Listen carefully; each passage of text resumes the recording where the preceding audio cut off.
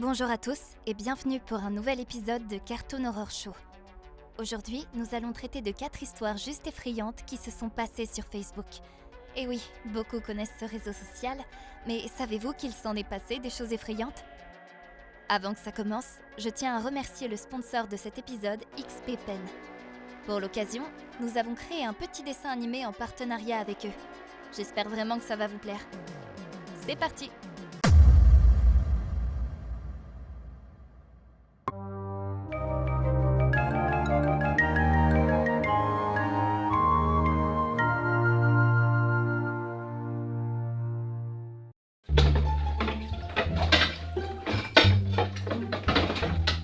J'ai comme une petite faim.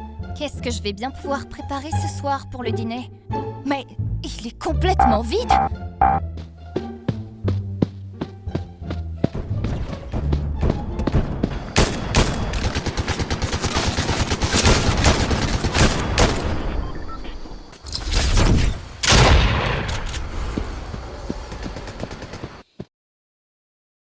Mais maman, j'étais en train de faire top 1 sur Fortnite, t'as pas le droit. Regarde l'état de ta chambre, c'est une vraie porcherie.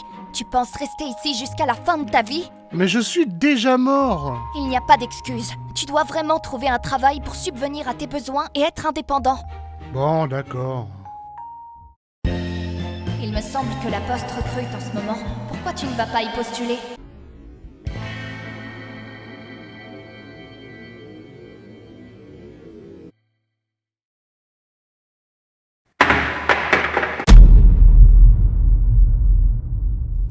Oh, c'est quoi ça ? On dirait une sorte de carnet, mais électronique.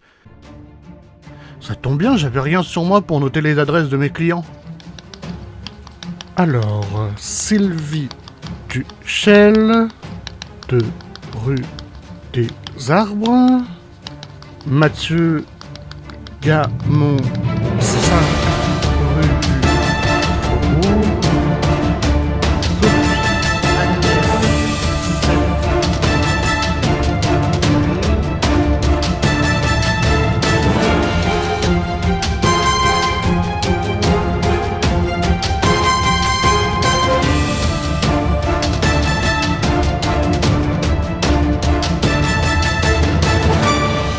Maman, je suis rentré. Alors, comment s'est passée ta première journée à la Poste ? Bof, personne ne m'a ouvert quand j'ai voulu donner les colis. Sûrement ton apparence de fantôme demeurait. Mais bon, au moins tu as fait un effort. Tu peux à nouveau jouer à la PlayStation. Je te dirai si je vois qu'un autre métier plus adapté pour toi recrute.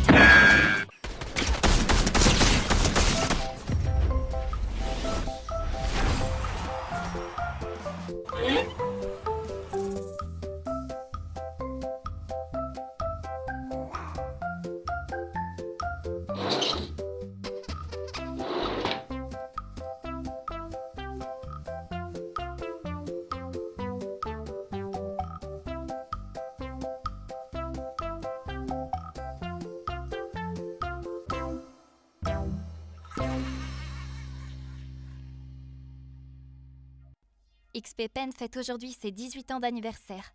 Pour l'occasion, ils organisent l'événement Go Créatif, Go Pro.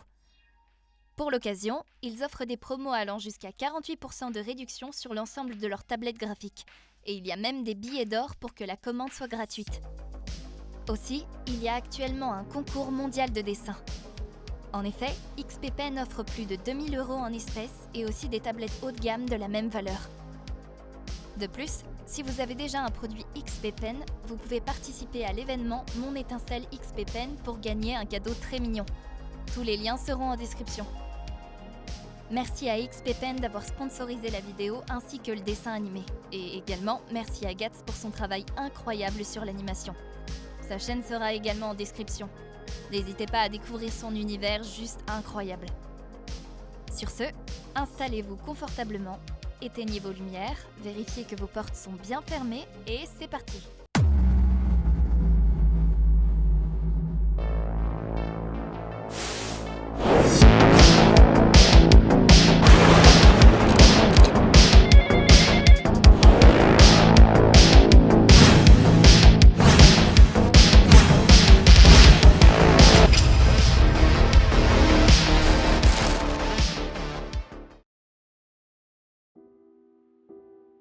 Rompre est difficile, nous le savons tous. Il n'y a pas longtemps, j'ai rompu avec mon ex avec qui j'étais depuis près de 10 ans. La relation était terminée depuis longtemps, mais j'avais du mal à mettre fin aux choses. Elle est une personne sensible, et chaque fois que le sujet de la rupture était abordé au fil des années, elle se mettait en mode shutdown. J'ai réalisé que prolonger la relation ne faisait qu'empirer les choses, mais je ne l'ai pas comprise à l'époque. Je veux aussi mentionner que, pour protéger la vie privée de tout le monde, je n'utiliserai pas de nom ni de lieu dans l'histoire. Je suis toujours proche de la famille, qui a déjà eu assez de problèmes dans sa vie. Lorsque j'ai finalement mis fin à la relation, cela s'est bien passé. Cependant, elle l'a mal pris et cela a été quelques semaines difficiles de disputes, de pleurs et même de menaces. Finalement, la séparation a été définitive. Elle a emménagé chez sa tante, qui vivait à environ 1 heure d'ici, mais je ne suis pas tout à fait sûr de cette information, car je suis resté dans notre maison. J'ai fini par lui donner une grande partie des meubles, ce qui n'a pas été facile. Je prévoyais d'aller chez une grande enseigne pour acheter de nouveaux meubles, mais dans l'immédiat, j'avais besoin de quelque chose dans ma maison pour m'asseoir, car je regardais la télévision sur une chaise de jardin. J'ai regardé sur Marketplace pour voir si je pouvais trouver quelqu'un qui voulait se débarrasser de quelques meubles. Ce que j'ai trouvé, c'est un siège jaune super moche. Je sais que ça peut sembler étrange, mais je suis fasciné par la couleur jaune. La femme le vendait pour 40$ et il avait l'air de n'avoir jamais été utilisé auparavant. J'ai envoyé un message à la femme et j'ai convenu d'un rendez-vous pour voir le siège. Elle habitait à 40 minutes d'ici, mais cela ne me dérangeait pas. Je me suis rendu en voiture jusqu'à la petite maison qui se trouvait dans une sorte de zone semi-rurale. J'ai frappé à la porte et une femme âgée m'a répondu. Je lui ai dit que j'étais là pour le fauteuil, mais elle avait l'air effrayée. Elle a crié qu'elle ne savait pas qui j'étais ni de quoi je parlais et m'a claqué la porte au nez. Je suis retourné à ma voiture et j'ai vérifié l'adresse et mes messages. C'était clairement la bonne adresse, alors je lui ai envoyé un message pour lui dire que j'étais là, mais qu'une femme m'avait fermé la porte au nez. Cette femme m'a répondu quelques minutes plus tard en me disant « Oh mon Dieu, je suis désolé, c'est ma grand-mère. J'habite dans le garage à l'arrière. Faites le tour et entrez. » J'ai été un peu ennuyé, mais je voulais ce fauteuil. Alors je me suis dirigé vers le garage qui se trouvait dans l'arrière-cour. Comme elle l'avait dit, j'ai frappé à la porte et une voix rauque m'a répondu en me disant d'entrer. J'ai marché, j'ai regardé autour de moi, mais je n'ai pas vu le siège. En fait, l'intérieur était simplement un garage normal. J'ai crié « Bonjour », mais je n'ai pas entendu de réponse. Juste au moment où j'étais sur le point de partir, une petite personne est apparue et a ouvert la porte. Elle m'a sauté dessus et m'a fait tomber. Il faisait sombre dans le garage et je n'ai pas pu voir son visage.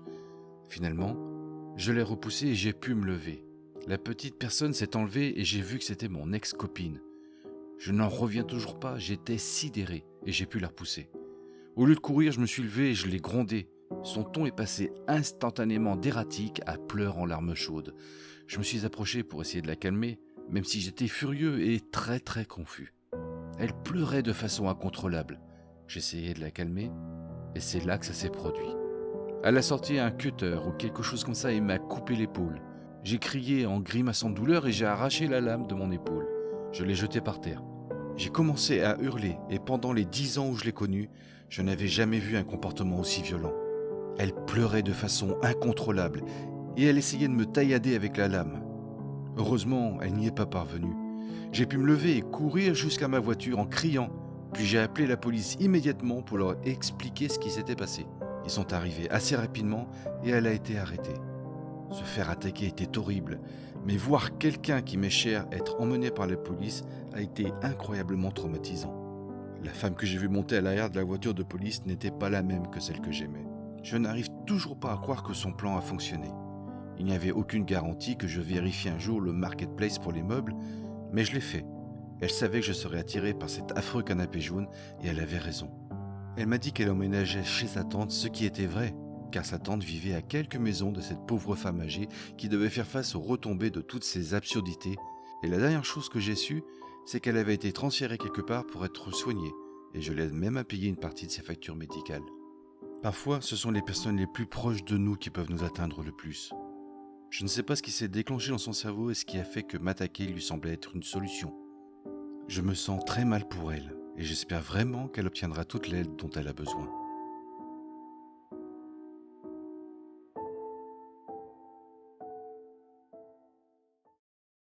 Pour une question d'anonymat, je ne tiendrai pas compte de certains détails de mon histoire que je partage avec vous tous. Tout ce que ma femme voulait pour son 31e anniversaire était d'assister à la tournée d'été de son artiste préféré. Le prix moyen des billets, même pour des places médiocres, semblait dépasser les 100 €. J'allais rarement à des concerts, mais je pensais que ça serait moins cher. J'ai eu de la chance car la tournée passait près de sa ville natale et j'ai su que c'était l'occasion idéale pour elle d'assister à ce concert. Les billets allaient être mis en vente le mardi et comme je travaillais, j'allais me connecter et les acheter à la fin de la journée. Je suis allé sur internet pour les acheter après le travail. Mais mon manque de connaissances sur la scène des concerts a joué à mon encontre car toutes les places se sont vendues presque immédiatement. J'ai vu qu'il n'y avait rien de disponible quand je suis rentré du travail. J'ai parlé à un ami et il m'a suggéré de chercher des billets sur le marché d'occasion, mais qu'il faudrait probablement payer un supplément. J'étais excité qu'il y ait encore une chance, donc j'ai commencé à chercher sur différents sites. Après quelques essais infructueux, j'ai regardé sur Craigslist, les groupes Facebook et d'autres marchés pour trouver quelque chose auprès d'un vendeur local. J'ai envoyé quelques messages, mais je n'ai pas vraiment eu de réponse, et ceux qui ont répondu augmentaient le prix à chaque message. Les jours et les semaines passaient et j'étais sur le point d'abandonner. Jusqu'à ce que je trouve quelqu'un vendant 2 billets pour ce qui semblait être un prix raisonnable. Son nom était Victor, et il avait les billets listés sur Facebook Marketplace. Je lui ai envoyé un message rapidement, espérant qu'il soit encore disponible. Je n'ai pas eu de réponse dans la demi-heure qui a suivi, donc j'ai pensé qu'ils étaient probablement vendus. J'ai décidé d'aller dormir, déçu, mais le lendemain matin, j'ai reçu un message de Victor à 4 h du matin disant que les billets étaient toujours disponibles. J'étais ravi et j'ai demandé quand je pourrais les prendre ou quand on pourrait se rencontrer pour les récupérer. Il m'a dit qu'il avait d'autres demandes et que je devais envoyer le paiement via PayPal, puis nous pourrions fixer un rendez-vous. J'étais d'accord avec l'utilisation de PayPal car cela protégeait mon argent en cas de problème. J'ai envoyé rapidement le paiement et il a confirmé qu'il l'avait reçu. Il a dit qu'il pouvait envoyer les billets virtuellement ou fournir une copie physique si je le préférais. Comme c'était un cadeau, j'ai demandé une copie physique et il a accepté. Nous avons convenu de nous rencontrer dans une épicerie locale pour que je puisse obtenir les billets. Je suis arrivé en avance et je me suis garé au fond à gauche du parking, comme convenu. Environ 15 minutes plus tard, une vieille Oldsmobile Marine s'est arrêtée à côté de l'épicerie. Je ne savais pas si c'était Victor, donc j'ai attendu. Après environ 5 minutes, la portière s'est ouverte et j'ai demandé « Êtes-vous Victor ?» Il a répondu que oui et m'a remercié pour l'achat des billets en me les remettant. Nous avons discuté brièvement, je l'ai remercié et nous sommes repartis chacun de notre côté. Je les ai emballés dans une boîte et les lui ai offerts pour son anniversaire. Elle était tellement excitée à l'idée d'aller au concert quelques semaines plus tard. Nous y sommes donc allés et tout s'est très bien passé. Les sièges étaient bien placés, nous avions déjà pris des boissons et passions un super moment.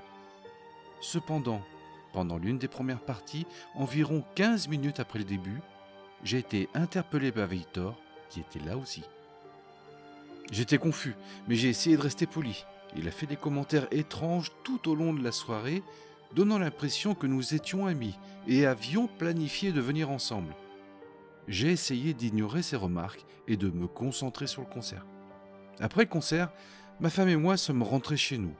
Cependant, quelques semaines plus tard, j'ai reçu un message de Victor sur Facebook disant qu'il avait passé un bon moment au concert et voulait mieux nous connaître. Cela m'a donné la chair de poule et j'ai bloqué son compte immédiatement. Ensuite, j'ai commencé à remarquer des choses étranges, comme les lumières détecteurs de mouvement qui s'allument souvent et des bruits suspects près de la maison. Je pensais que c'était mon imagination, mais un jour j'ai entendu frapper à la porte. C'était Victor qui avait découvert où j'habitais grâce à la transaction PayPal. J'étais en colère et inquiet, mais finalement, il est parti. Depuis cet incident, ma femme et moi avons continué notre vie, mais je garde toujours un œil sur ma sécurité en ligne et hors ligne.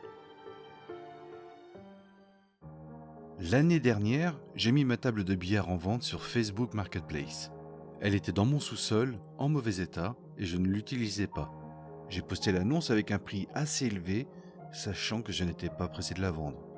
Les premiers jours, il n'y a eu aucun intéressé, mais après quelques semaines, j'ai reçu un message de Jim qui était intéressé pour l'acheter. Jim et moi avons échangé des messages et convenu d'un rendez-vous pour qu'il vienne voir la table. Lorsqu'il est arrivé chez moi en soirée, il a inspecté la table et a décidé de l'acheter. Il m'a payé en espèces, ce qui m'a surpris mais également satisfait. Après lui avoir montré comment démonter et charger la table dans son camion, il est parti avec la table et j'étais content de la vente. Cependant, une semaine plus tard, Jim m'a contacté pour dire qu'il se sentait arnaqué et aurait pu faire une meilleure affaire.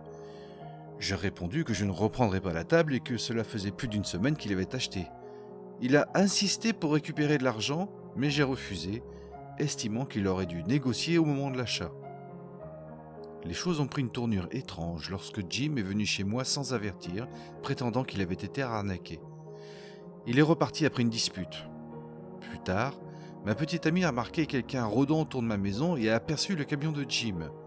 Nous n'avons pas trouvé Jim à l'extérieur et j'ai essayé de le contacter, mais il m'avait bloqué. 2 nuits après cet incident, alors que j'étais seul à la maison, j'ai remarqué quelqu'un à la fenêtre d'entrée. Peu après, j'ai entendu la poignée de la porte d'entrée bouger, mais elle était verrouillée. J'ai appelé la police, mais Jim avait disparu avant leur arrivée.